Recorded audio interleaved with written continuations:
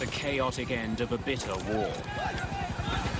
The world's largest airplane is loaded with orphans and headed for safety. Advancing throttles now. Time.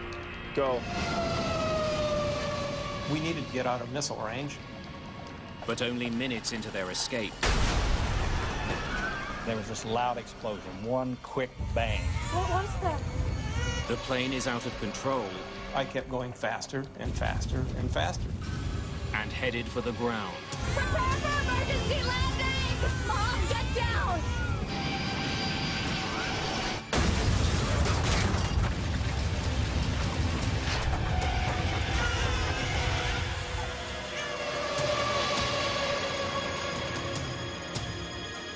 And then it was quiet.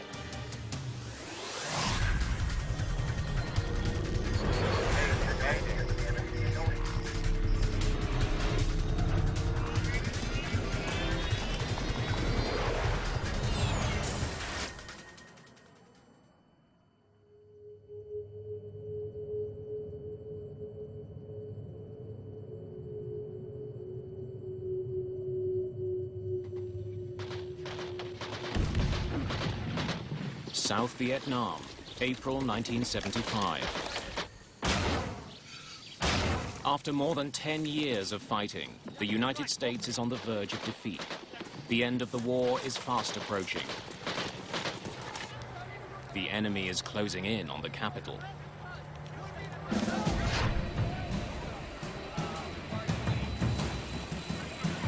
On April the 4th, at a military base in the South Vietnamese capital of Saigon, a strange cargo is being loaded onto an enormous C-5A Galaxy. This is one of the largest planes in the world.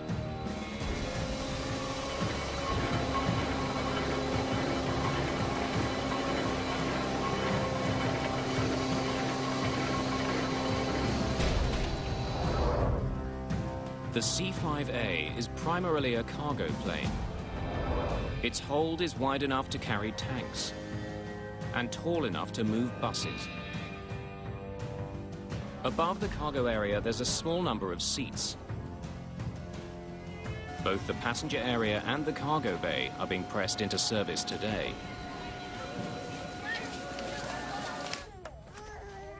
Dozens of Vietnamese orphans are being loaded onto the plane to be flown to safety. There are thousands of orphans to be flown out before the North Vietnamese take Saigon. Barb Adams works for the American Embassy. She and her daughter Linda are also fleeing. On April 4th, my mom came home and told me that I had 1 hour to pack one suitcase and that we were going to be escorting the orphans on an orphan airlift back to the United States. When my mother and I went upstairs to the troop compartment, there's traditional airline seats, and all of the seats were filled with babies.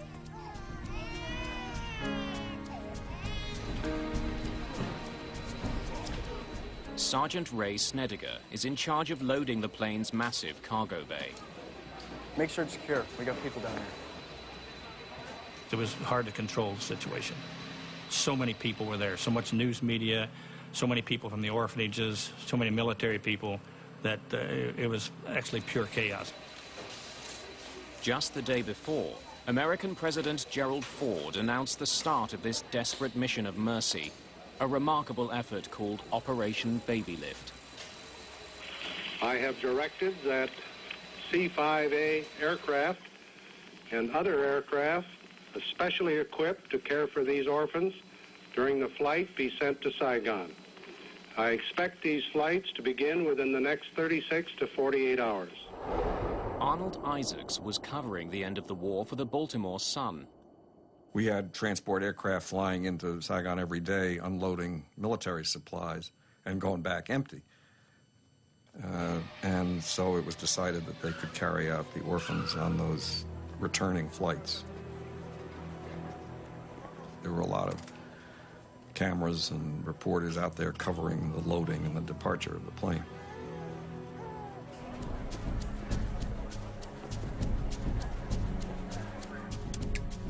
Captain Bud Traynor is in charge of Operation Babylift's first flight.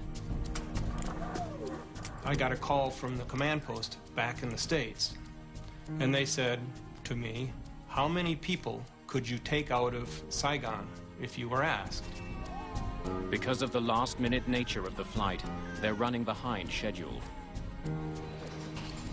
The plane is already 5 hours late, and Captain Traynor wants to be in the air. He orders the cargo bay doors to be closed. Tell me what. Doors closed. Loadmaster closed cargo bay doors.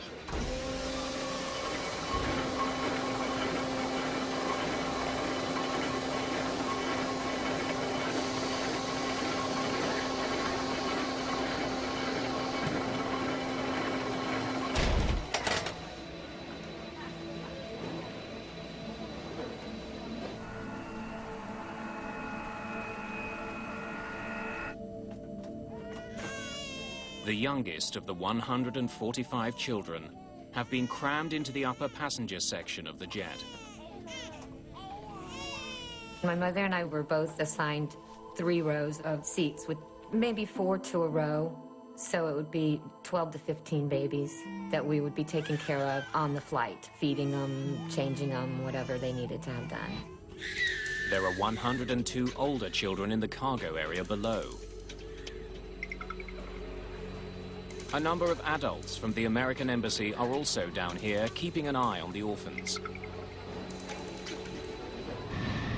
The cargo plane is heading for Clark Air Force Base in the Philippines.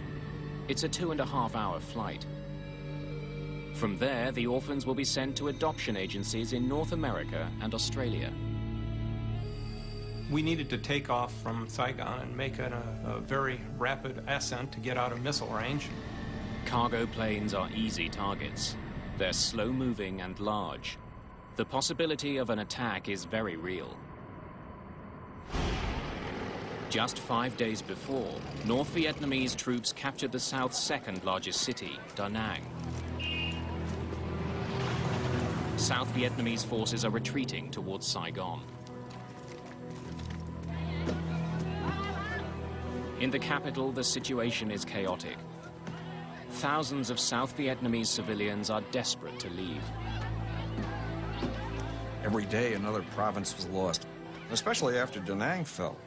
The population of Saigon, I think, began to fall into a sort of a paralyzed, petrified terror.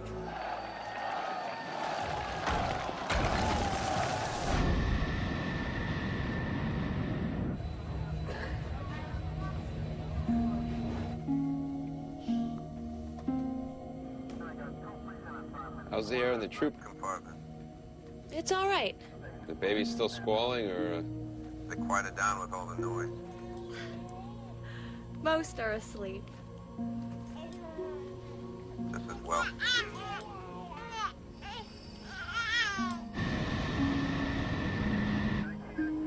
Then, shortly after takeoff, as the plane climbs through 23,000 feet,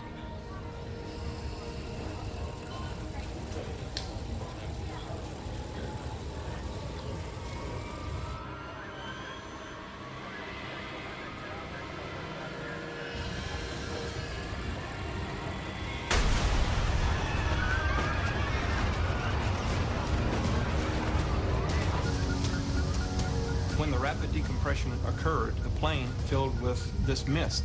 And so until it dissipates, you cannot see. And there was this loud explosion, one quick bang. What was that? And she said, I'm not sure. And you could feel the plane heading downward. Debris started flying around.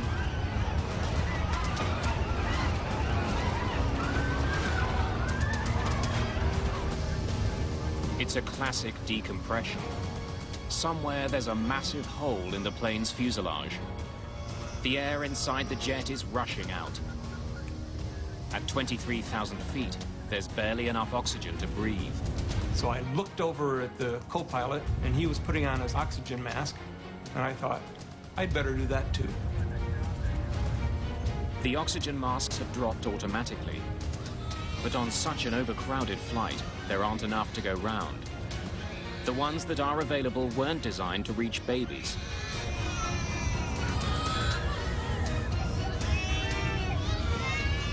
As I looked out the window, I saw the ocean, and I said to my mom, I said, we're crashing, aren't we?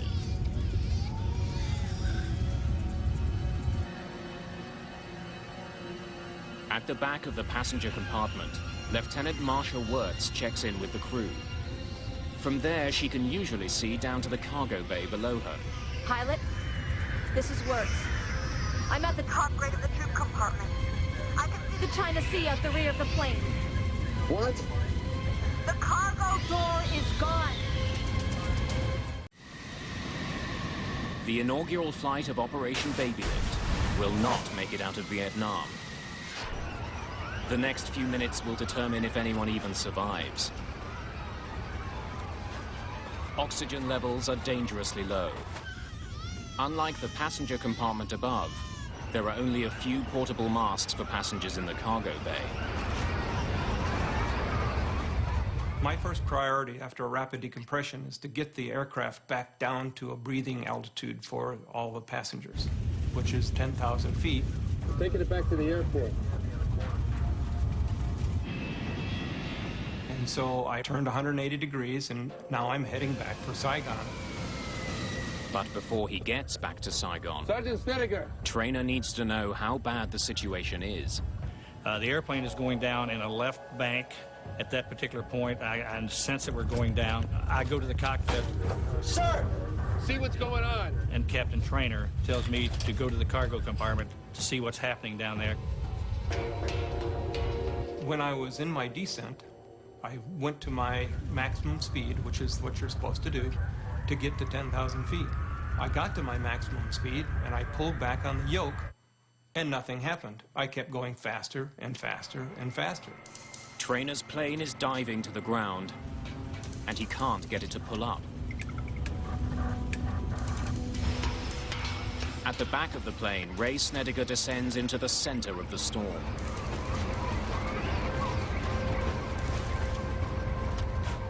When I came down, I noticed there was a lot of chaos in the cargo compartment. Obviously, people were frightened. So I'm actually crawling and stepping over people that are combat loaded on the floor.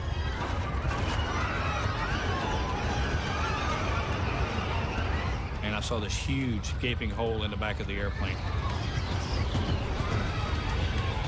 All daylight back there. And then Snedeker spots what could be an even more serious problem. Hydraulic fluid is pumping out. Control cables are dangling in the breeze, flopping back and forth, and it just reminded me of looking at some spaghetti. That was the first thought in my mind. The flight engineer also notices that the plane is losing its hydraulic fluid fast. Pilot, we've lost number 1 hydraulic system.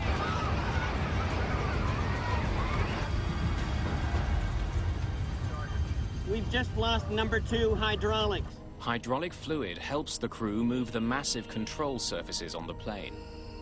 The rudder and elevator at the back, and the ailerons and flaps on the wing. There are 4 separate hydraulic systems on the plane. Now 2 of them are completely empty. And as Trainer dives towards 10,000 feet, his plane is going much faster than it should, and he can't pull up. And I kept pulling back on the yoke, thinking that I could slow down, pull back more and more and more. I'm not getting anything out of the yoke. How about you? Nothing. And we were just totally puzzled. What is going wrong? In the belly of the plane, Ray Snedeker reports what he sees to the cockpit. Pilot! Cargo bay! Go ahead. And I told him that the part of the ramp was missing, pressure door was gone, and hydraulic lines and control cables had been cut. The problem is now much worse than we thought. Declare an emergency.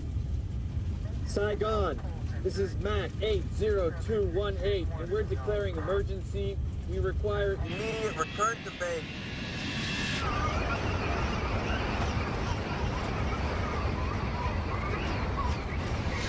After struggling with his crippled jet, Trainer's efforts finally seem to pay off. And now the airplane levels itself off, and we're saying, wow, thank goodness that we're finally making it out of this. As quickly as it leveled off, the plane begins to climb again. The nose of the jet begins pulling up into the sky.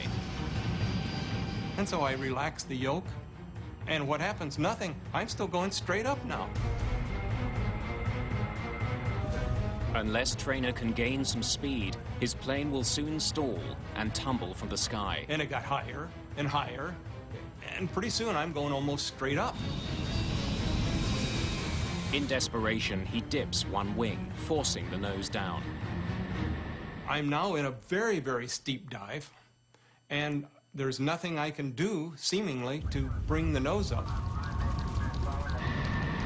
And so, counterintuitive, I added power, and when I did that, the airplane pulled itself out of the dive, and I started to go back up again, but this time I stopped it at 10,000 feet and rolled out, and I realized that I had learned how to control the airplane. Trainer can't control his plane's pitch as he usually does, by pushing and pulling on his control column. Instead, by gently increasing and decreasing power to his engines, he seems to be able to keep his plane level. At that point, I realized that my only pitch control was the throttle. The plane has descended to 10,000 feet. There's now enough oxygen to breathe. 100, it's safe to remove our mask. Gear down, and before landing checklist. I headed directly for Saigon and began a descent and began positioning myself for a final, much like you would in a glider.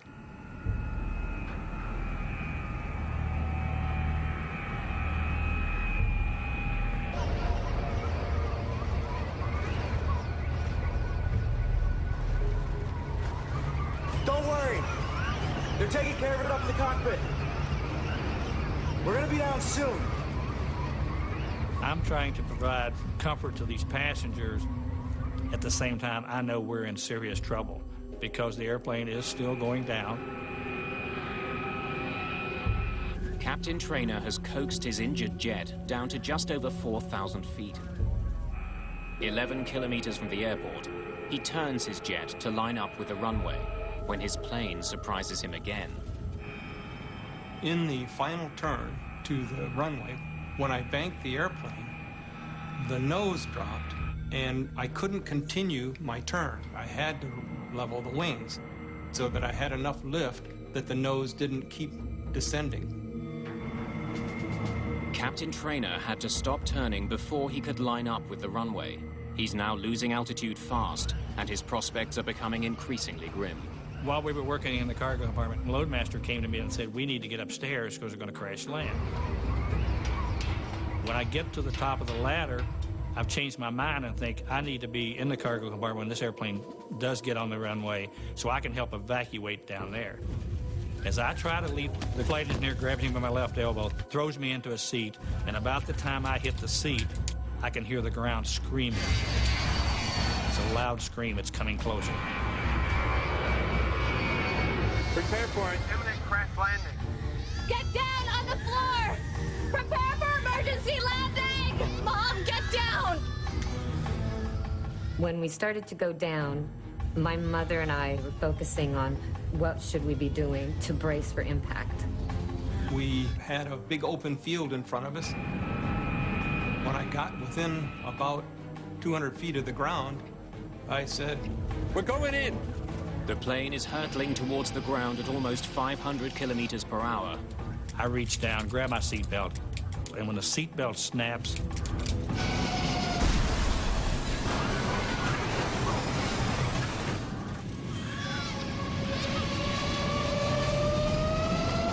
we touched the ground relatively easily, and we popped back in the air. The jump seat said to me, "Bud, we're gonna make it." But I could see looming ahead of me was this huge, huge river. So I added power.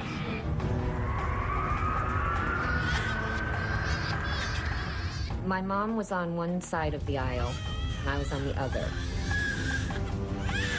And she says, come over here and sit with me.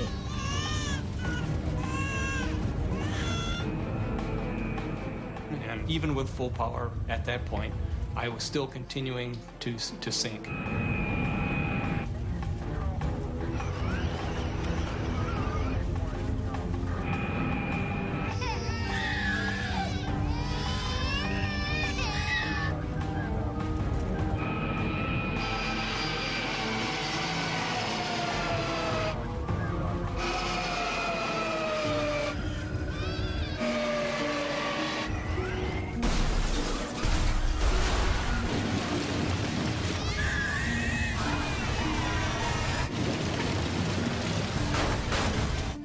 My whole life went into slow motion. The airplane is coming apart where I'm sitting. All kinds of debris is flying through the air.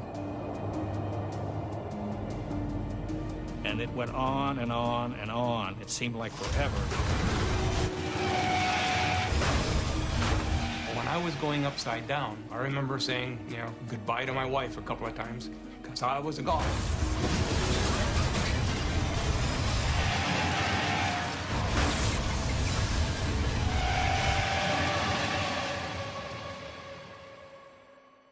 And then it was quiet.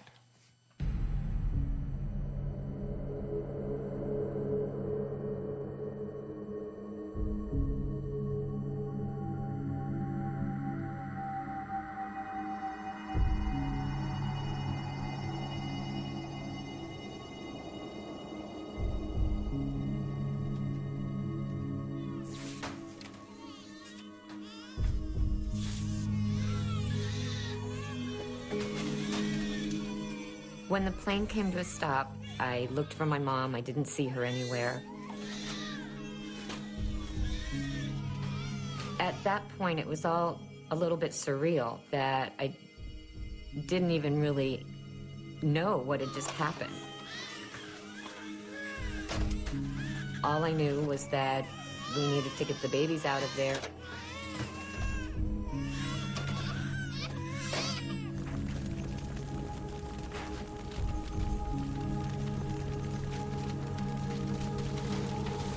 Trainer and the rest of the cockpit crew have survived. When I stepped out of the window, what was clear after you looked around, the airplane broke up into its component parts. The tail dropped off, the flight deck broke away, the troop compartment and the wings, they separated from the cargo compartment. The cargo compartment itself disintegrated, essentially.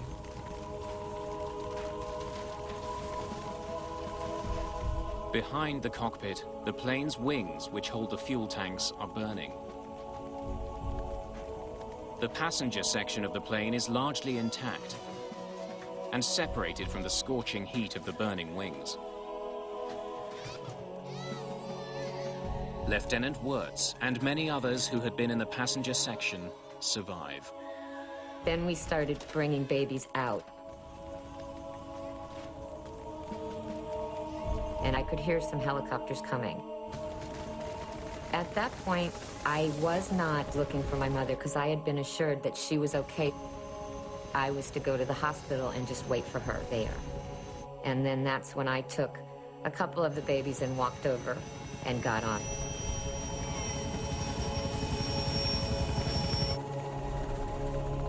A day that began with the promise of hope has ended in disaster.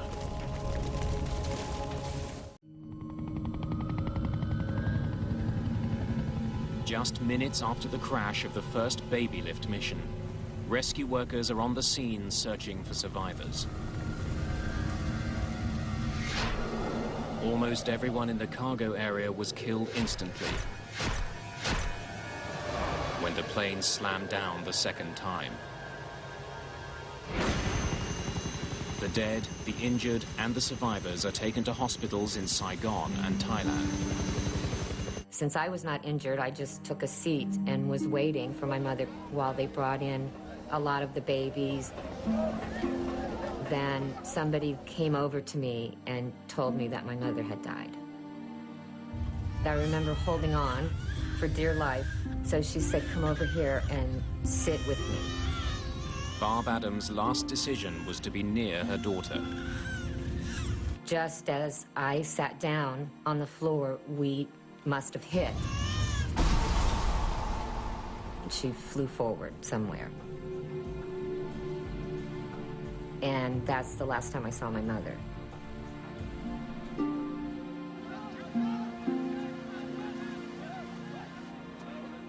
"175 people survived the crash of the Air Force jet. But more than 150 have been killed. More than half of them were children. And it was really such a blow in what had already been a very tragic and sad story of the collapse of South Vietnam. And then who would have thought that in the middle of all that tragedy, that the American Air Force would crash a plane full of Vietnamese babies and small children.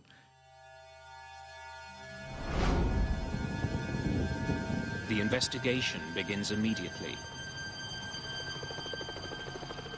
The next day, along with the investigators, Captain Bud Traynor returns to the smoldering wreckage of his plane on a special mission of his own. I had to leave a couple of crew members out at the aircraft. And so I went back the next morning. The bodies of 2 dead crewmen are still pinned down by the wreckage. So we took a lot of tie-down chains and put them together and did the old heave-ho with a whole lot of people to move the flap of wreckage that was pinning the 2 crew members.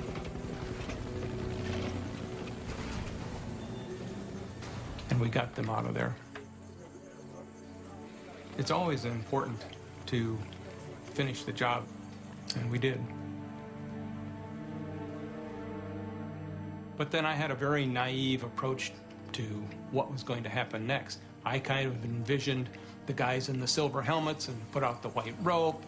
This is going to be a secure site. And that was when I got the shock that, hey, there are no guards out here. There's a Vietnamese soldier going through my suitcase wearing my flight jacket.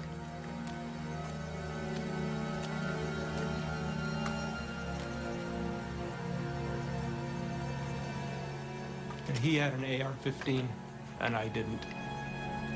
That's my jacket. I'm Bud Traynor.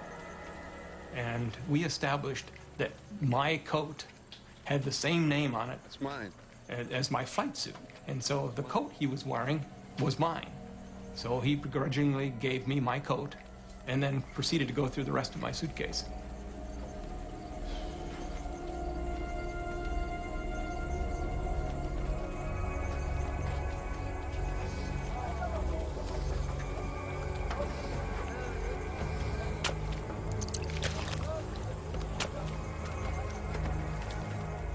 It's not only Traynor's jacket. Looters are picking the plane clean. Dave Scheiding is a structural engineer with the Air Force. When we got to the site, we had some concern to begin with because there was a tremendous amount of civilian people out there actually picking up parts, which, of course, that didn't help us much as far as the investigation goes. He's part of a team that goes to Saigon to try to figure out why the plane crashed. This investigation was very unique from a couple of standpoints. The first standpoint, of course, the people taking parts away from us, but second, the country was in extreme chaos. It was essentially falling. Frank Huskin is also part of the investigative team. The NVA and the VidCong are all around, and we were only out there during the daytime, but it was a very uncomfortable feeling. Very uncomfortable feeling. One of the first things we wanted to rule out was sabotage and a bomb. So we brought in dogs from the Philippines, bomb-sniffing dogs. Take him back there to the rear of the plane. With North Vietnamese soldiers so close, a direct attack or sabotage are obvious theories.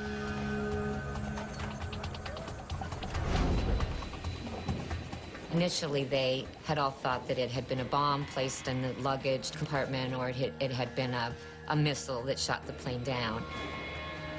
During the rush to board the aircraft, Personal luggage was loaded but not thoroughly checked.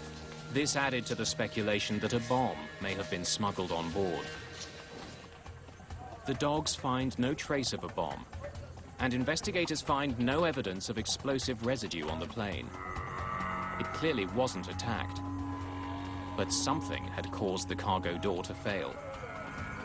We had to find the doors, if at all possible, to make sure that we didn't have a problem with other C-5s that would cause this type of crash. Soon, the massive C-5As will be desperately needed to get America out of Vietnam. Finding out what happened to this one couldn't be more urgent. It was beyond important. At the time, we had approximately 100 C-5 aircraft. We grounded the C-5s until such time that we could figure out, one, what the problem was, and two, what were we going to do to prevent it from happening again.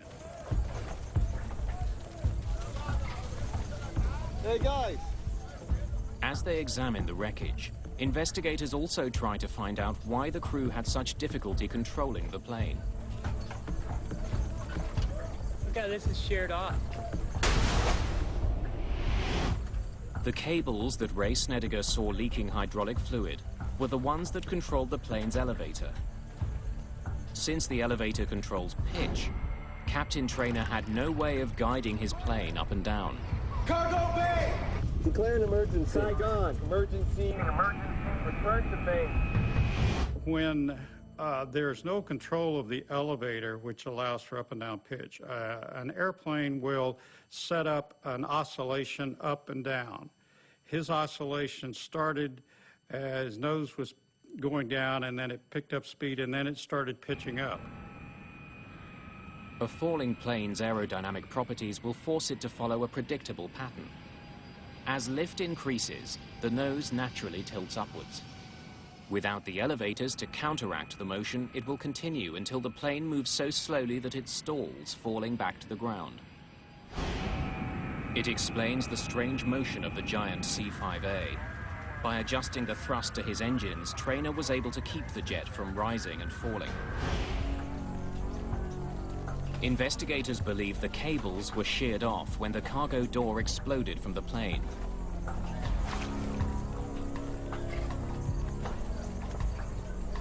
But they still don't know why the door failed in the first place. Then we made the determination we were going to have to try and find the doors. But the doors are somewhere at the bottom of the South China Sea.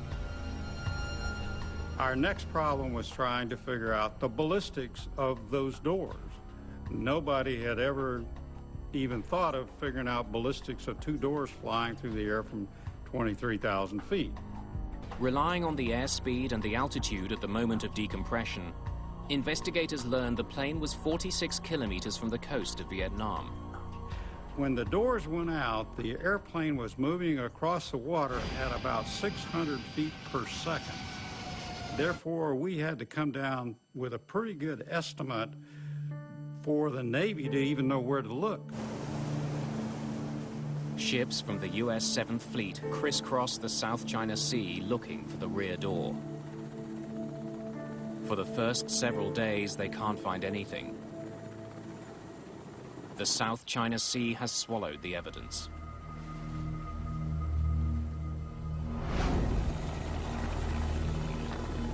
At the crash site, investigators are becoming increasingly frustrated.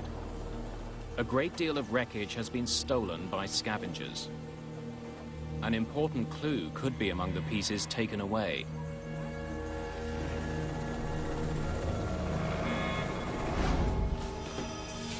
To retrieve these parts, the Air Force offers to buy them back. The strategy was to provide leaflets throughout the city of Saigon and the surrounding area. We want every piece of material from the aircraft back, and we will also pay you if you will turn this in to us.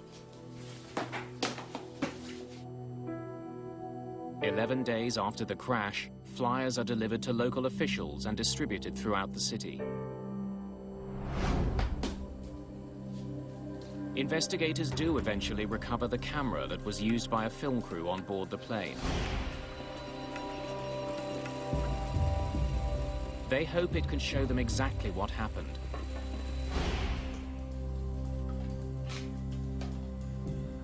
But the film inside the camera has already been removed. Another piece of the wreck turned in during the buyback program is just what they're looking for. We were trying to get the black boxes back because that's the thing we really wanted. All C-5As are fitted with a computer system that records vital information about the plane's operation. It records engine settings, airspeed, altitude, and hundreds of other parameters onto a magnetic tape. The system is called MADAR, Malfunction Detection Analysis and Recording System. It wasn't found at the crash site.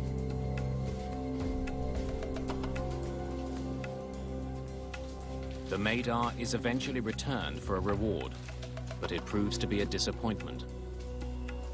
It didn't identify the reason for the doors and the ramps failing, but it did provide us a sequence of events in a lot of areas, including altitude, airspeed, the performance of the aircraft itself during that time frame.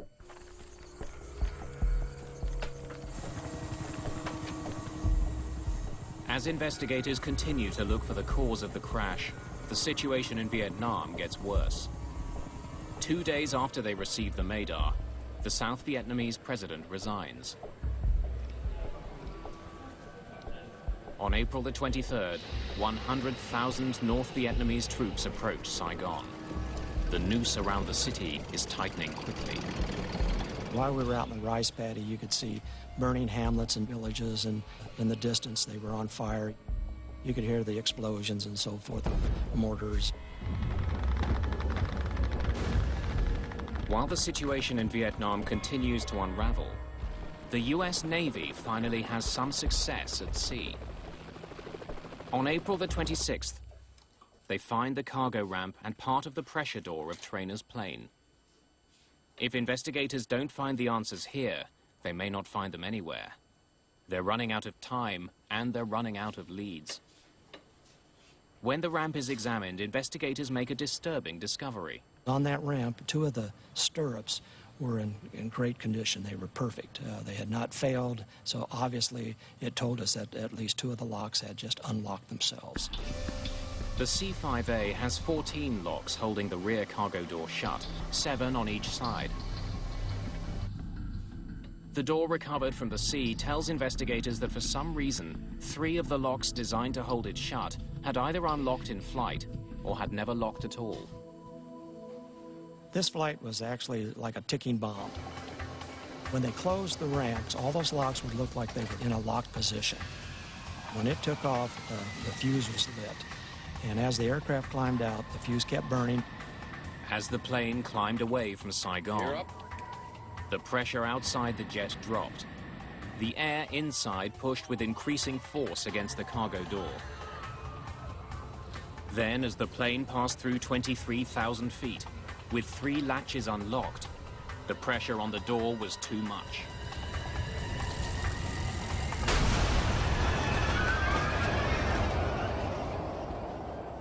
With the 3 locks that failed all in a row, it was just too much load for the other 4 locks to actually pick up, and which resulted in a catastrophic failure of the ramp itself.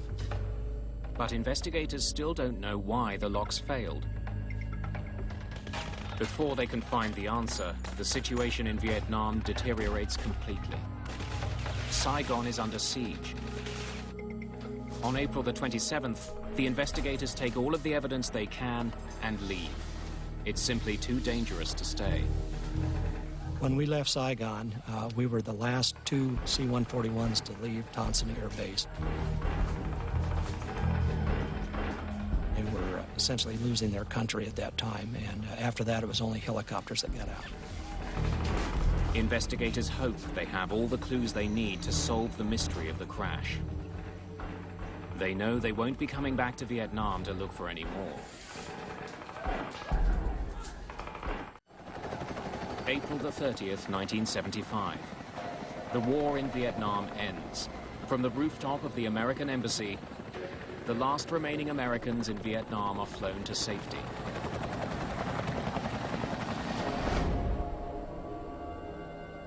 Back in the United States, investigators continue their work. Since the C-5 is in service around the world, they need to know why 3 locks on the cargo door failed.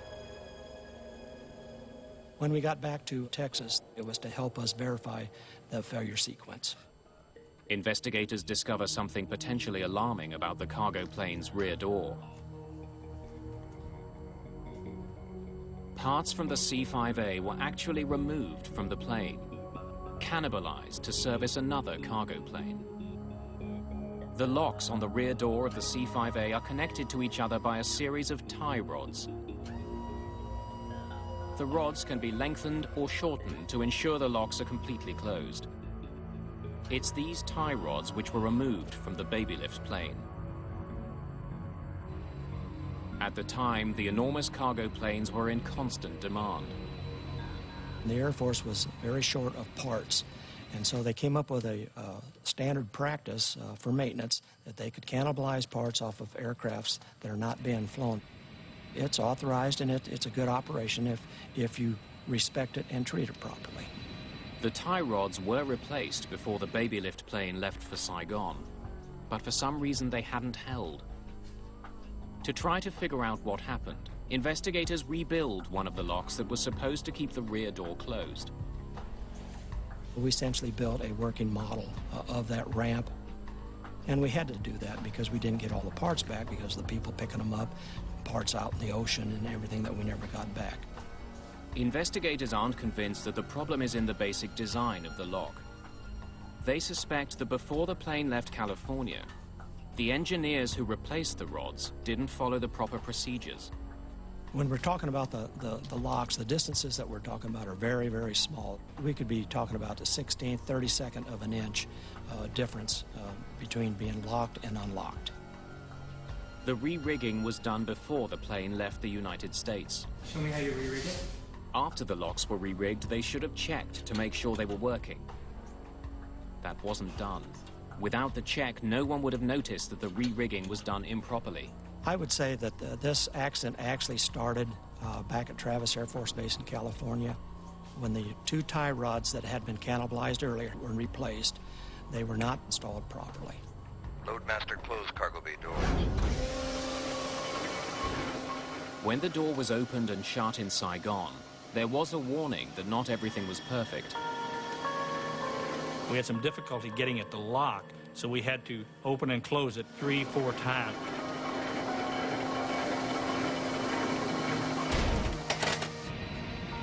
That seemed to be routine, and in the heat of the moment, we didn't think anything about it. But 12 minutes after liftoff, as the plane continued to climb, the 3 improperly closed locks were forced open by the building air pressure. The remaining locks could not take the extra load.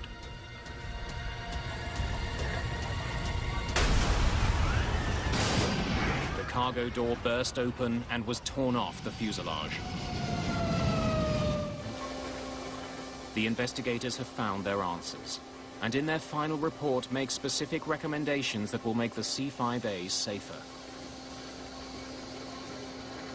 As a result, the Air Force designs a pin that slips through each lock. If the door isn't properly shut, the pins can't slide into place. We essentially Murphy-proofed it by putting steel pins in there so that when the lock is in the over-center position, if you can insert these safety pins, then you know that the system is properly rigged.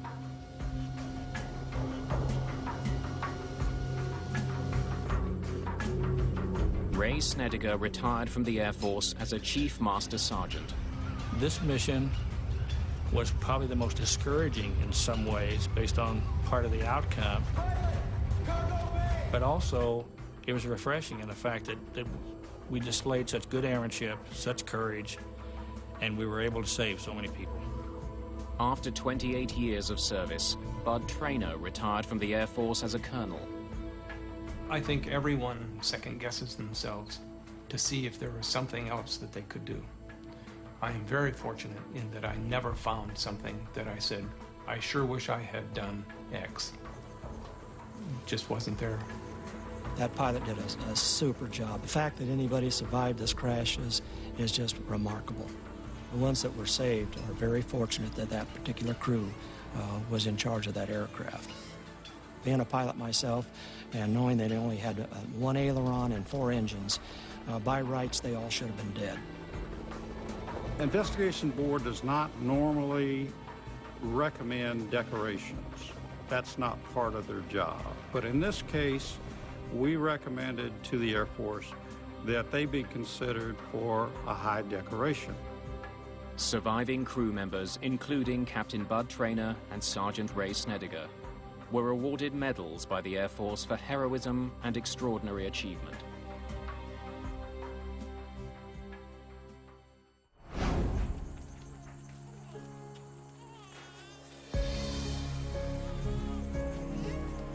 One of the orphans that survived was baby Ina. Ina? Today, she's known as Kelly Jackson Brownlee. April 4th, 1975. It's definitely a pivotal point in my life where I left part of myself behind in Vietnam. When Operation Babylift resumed, Kelly, along with hundreds of other orphans, were flown to the United States. She was eventually adopted by a family near Seattle, Washington. There was a 25-year anniversary in April of 2000, and it brought together all of the adults that were adopted from Vietnam. And I ended up meeting someone who was very special and actually ended up marrying. Chris Brownlee and his wife Kelly were both airlifted out of Vietnam on April the 5th, 1975, one day after the crash.